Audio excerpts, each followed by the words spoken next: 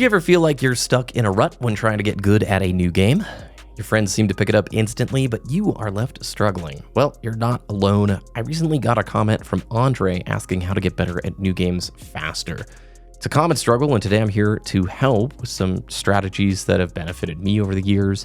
I really like that he mentions here, how can you get better at learning a game quicker to avoid burnout and time wasting? And I've been there before. There's a lot of times friends are like, hop on this game, and I don't feel confident enough, like I have the time to get good, or that I'll get good enough to be able to enjoy the game itself. So 2 things before we start. 1, I'm not a great competitive gamer. I would look at like an esport or a tournament player for the true source of this stuff. And then number 2, most of the things that I've learned about this come from my mountain biking years. I raced mountain bikes as a pro for about 2 years, and before that, like 5 years as a junior, and I picked up a ton during that time.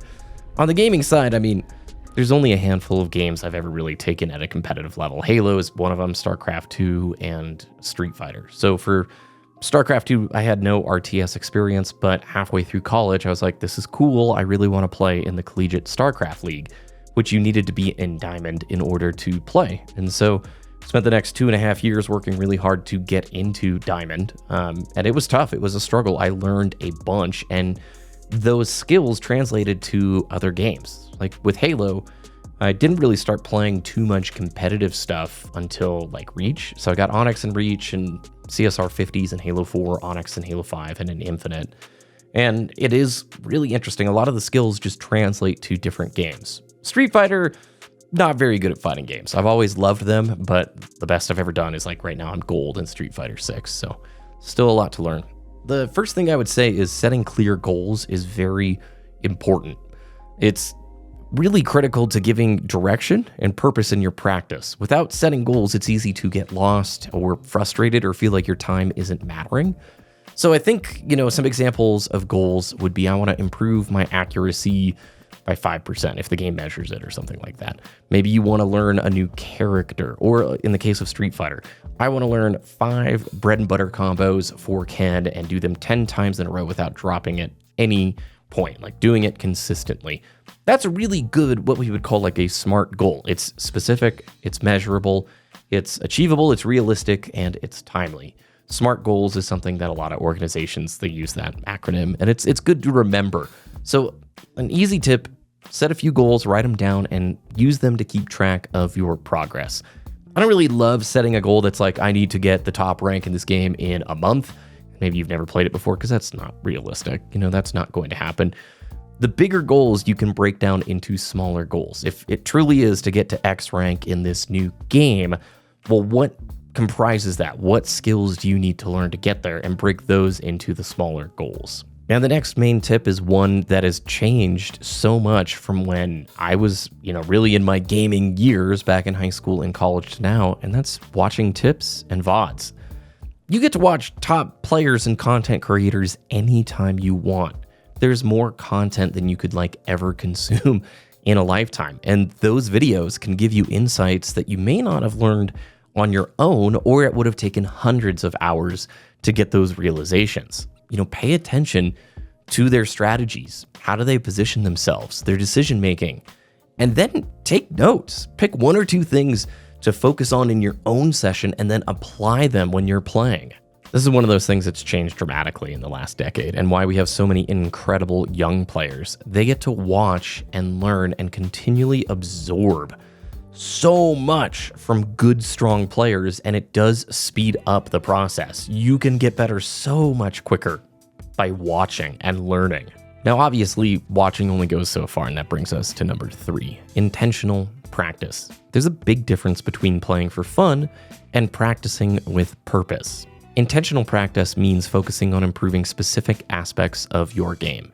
For example, dedicate 1 session to just focusing on your aim, maybe another one to map awareness, maybe another to learning game mechanics or a new character. It's all fine and good to go grind, and that is an important part of the learning process, but you're gonna just grow and level up so much faster if you're being really intentional with specific focused practice. So you can even make routines that target your weaknesses. You want to find the areas of your game that you're weak in and work specifically on those. A good way to do this is record your gameplay, watch back your matches. That was a big part of this channel for the first 4 or 5 years, the replay review series, where you would submit replays to me and we would watch together and highlight the good, the bad, and really focus in on the areas that you can improve. And that brings us to number 4, playing with better players. It's huge. It can push you to improve. You'll learn faster by observing and adapting to their skills.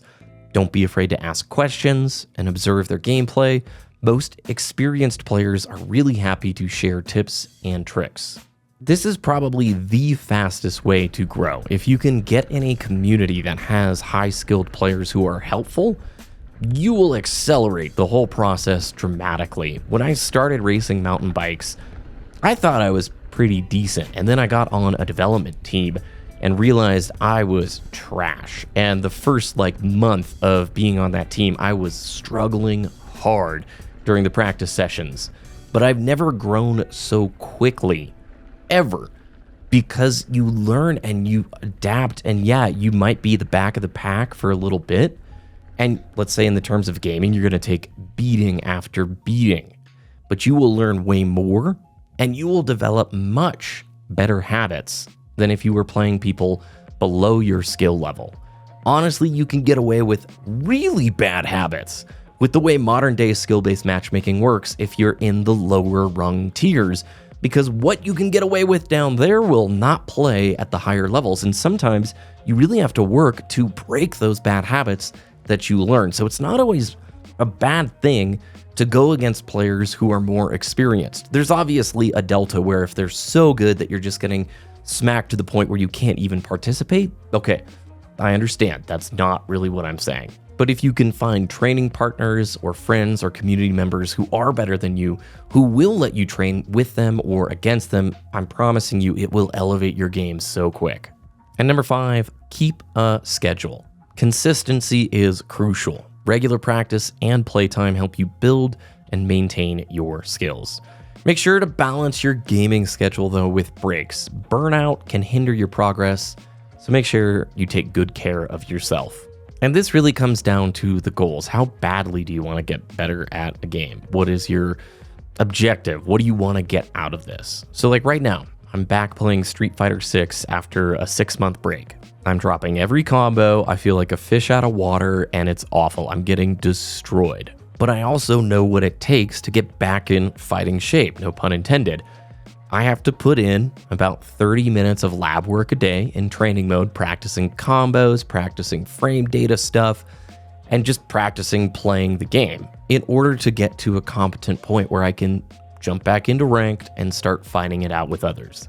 And I've learned if you put in 30 minutes to an hour a day at almost anything, you will see substantial gains versus maybe you play 2 hours on a Sunday, you don't touch it again for a week, and you play another 2 hours the next week.